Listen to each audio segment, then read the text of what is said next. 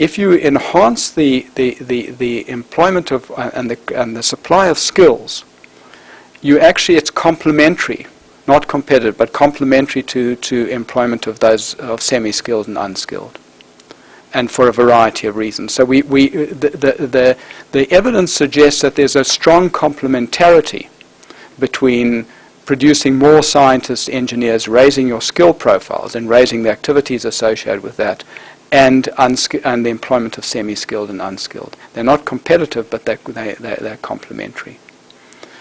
So we don't generally feel that this sort of policy of supporting innovation and whatever is, if you like, at the expense of unskilled, but it's complementary to the employment of unskilled and semi-skilled.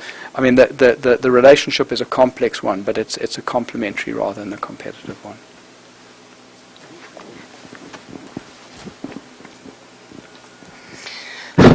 Well, I'd like to start by thanking you for the presentation, and I really like the way you analyzed the binding constraints in this innovation field. I like that approach.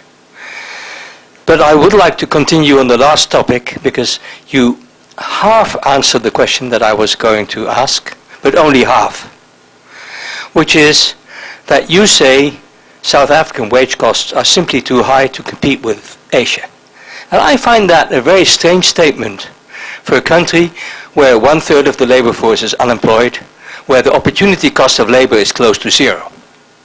So there's something really, you've addressed half of the question, and you very diplomatically answered the other question by saying we need to do a lot about industrial policy. And that's avoiding the question. I happened to talk to Denny Roderick last week about his task force, and he said,